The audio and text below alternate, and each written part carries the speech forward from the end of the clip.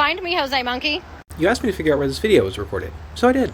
Hi, I'm Jose Monkey, and I find people who ask to be found. Guys, I'm really excited about this one, because when you look at this video, you really can't see very much, and I wasn't sure if I'd be able to get it at first.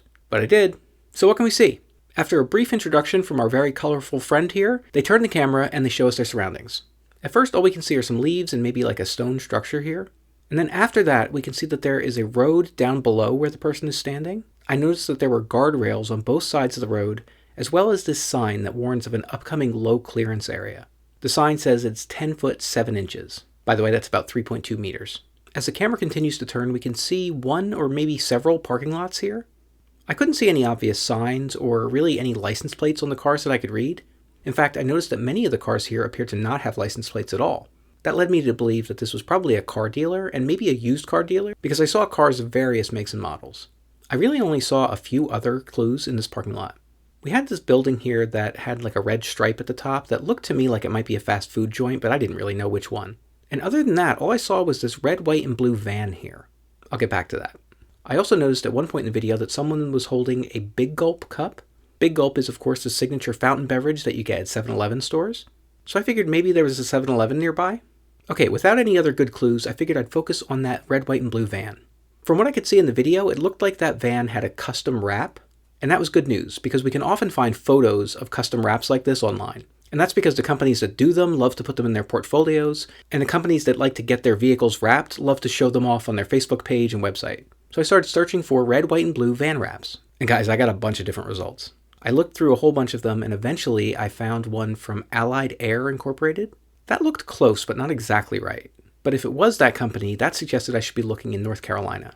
So guys, I started looking in North Carolina for low clearance bridges, fast food restaurants, used car dealers, just anything I saw in the video that might help. But I wasn't really getting anywhere with that. I decided that the image that I saw of that van was not a close enough match for me to go all in on North Carolina like this. So I went back to see if I could find a better match.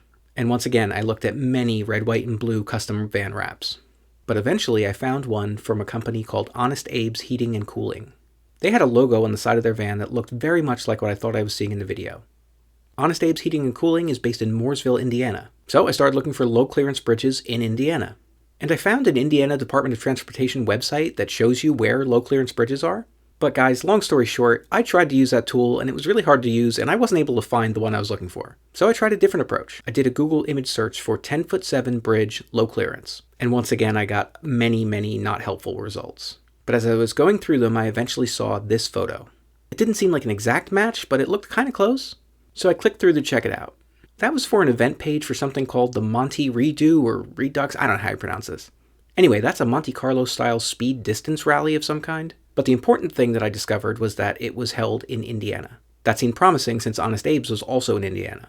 That event page mentioned a particular McDonald's that was on Indiana State Highway 67. So I pulled up a map of that location.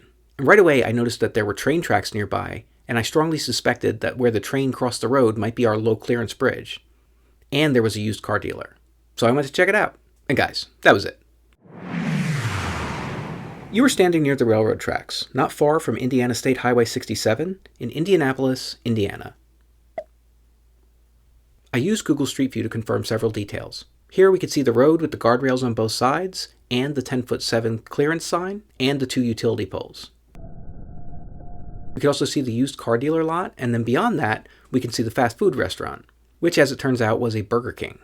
In retrospect, I feel like I should have recognized the exit and entrance signs for Burger King, but in my defense, it was pretty unclear in the video. Okay, so there was one final thing that was bugging me. Where did they get the Big Gulp? Guys, I looked for 7-Eleven locations all over Indiana, and there really weren't that many, and the few that I found said that they were permanently closed. So I went off on a bit of a side quest to try to figure out where the Big Gulp came from. And after a little bit of digging, I learned that in 2021, 7-Eleven purchased several Speedway locations. And then last year they announced they would be selling Big Gulps at those Speedway locations. So I checked the map, and in fact there was a Speedway location very close to where this video was recorded. I strongly suspect that you went to the Speedway, picked up some snacks and beverages, walked to the railroad tracks, and then walked to where you recorded the video. It would be a brief walk, only about 450 feet or 135 meters. By the way, I would really love to know if I'm right about that. Okay, it's time to check which previous location was closest to this one. And in this case, it was Season 1, Episode 184 in Plainfield, Indiana. That's about 5 miles or 8 kilometers from this spot. Guys, please like and share. And if anybody else wants me to find them, record a video where you say, "Find me, Jose Monkey," or something like that on camera, or hold up a sign that says something similar. And don't forget to tag me in a comment on that video.